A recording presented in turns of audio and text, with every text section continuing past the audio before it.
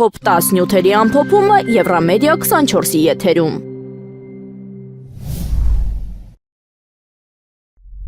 Այսօր Ադրբեջանից Հայաստան կուղարկվի ռուսական պարարտանյութերի 10 վագոն, այս մասին հայտնում են ադրբեջանական ԶԼՄ-ները։ Նշվում է, որ տեղափոխումը իրականացվում է երկաթուղային հաղորդակցությամբ։ Նախորդ օրը Բիլյաջարի կայարանից Բոյուկ Քեսիքի ուղղությամբ արդեն ուղարկվել է 8 վագոնից բաղկացած գնացք։ Այդ բեռի ընդհանուր քաշը կազմել է 536 տոննա պարարտանյութ։ Մատակարարումը վերաբերում է գյուղատնտեսական ոլորտին անհրաժեշտ նյութերին։ Կենտրոնական ընտրական հանձնաժողովը ավարտել է կուսակցությունների գրանցման գործընթացը։ Ընդհանուր առմամբ գրանցվել է 19 քաղաքական ուժ, 2 դաշինք եւ 17 կուսակցություն։ Գրանցվել է նաեւ ԴՕԿ կուսակցությունը, սակայն որոշ թեկնածուների գրանցում մերժվել է։ Պատճառը եղել է փաստաթղթերի թերի ներկայացումը, ինչը վերաբերում է նաեւ Ալյանս ուժին։ Հայտնի է քվեաթերթիկներում քաղաքական ուժերի հերթականությունը։ Ռեֆորմիստների կուսակցությունը ստացել է առաջին համարը, իսկ բոլորին դեմ ԵՄ երկրորդը, Ուժեղ Հայաստանը երրորդը։ Քաղաքացիական պայմանագիրը հանդես կգա 16-րդ համարով, իսկ Հայաստան դաշինքը 17-րդ։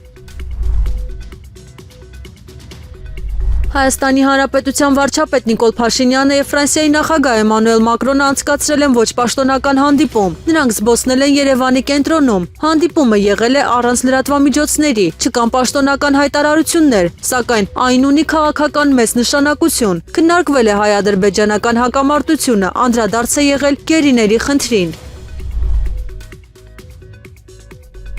Իսպանիայի վարչապետ Պեդրո Սանչեսին տեղափոխող ինքնաթիռը ստիպված է եղել չպլանավորված վայրեջք կատարել Անկարայում։ Վայրեջքի պատճառը տեխնիկական խնդիրն է եղել, որը առաջացել է դեպի Երևան թռիչքի ընթացքում։ Անսարքությունը լուրջ չի գնահատվել, սակայն որոշումը կայացվել է անվտանգության կանոններին համապատասխան։ Սանչեսը գիշերը անցկացրել է Անկարայի Շերատոն հյուրանոցում։ Գիշերվա ընթացքում տեխնիկական խնդիրը լուծվել է։ Առավոտյան ինքնաթիռը թռիչք է կատարել Էսենբողա օդանավակայանից եւ ուղևորվել Երևան։ Իսպանիայի վարչապետը արդեն մեկնել է մասնակցելու Եվրոպական քաղաքական համայնքի գագաթնաժողովին։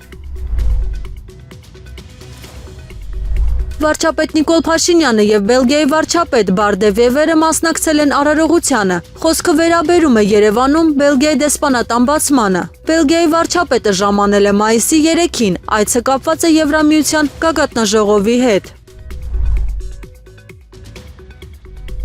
Ադրբեջանի նախագահ Իլհամ Ալիևը կմիանա գագաթնաժողովին տեսակապով։ Միջոցառումը տեղի է ունենում Երևանում։ Սա Եվրոպական քաղաքական համայնքի 8-րդ գագաթնաժողովն է։ Ադրբեջանի նախագահի մասնակցությունը կլինի հեռավար ձևաչափով։ Գագաթնաժողովի կարգախոսն է միասնությունը Եվրոպայում։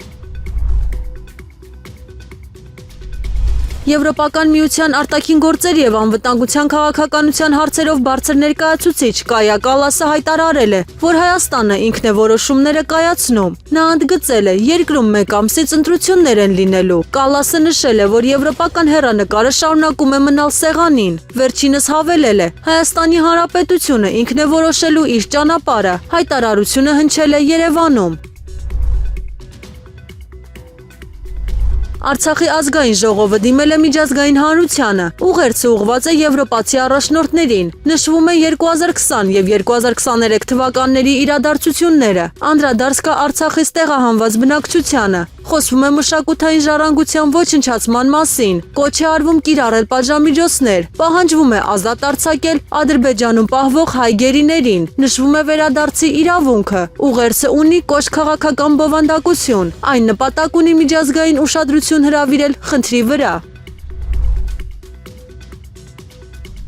Հայաստանի վարչապետ Նիկոլ Փաշինյանը ընդունել է Բուլղարիայի Հանրապետության նախագահ Իլիանա Յոտովային։ Հանդիպումը տեղի է ունեցել կառավարության շենքում։ Քննարկվել են երկկողմ հարաբերությունները։ Կողմերը նշել են համագործակցության բարձր մակարդակը։ Ստորագրվել է ռազմավարական գործընկերության հռչակագիր, ինչը դարձել է նոր փուլ հարաբերություններում։ Բուլղարիան աջակցում է Հայաստանին Եվրոպական միության շրջանակում։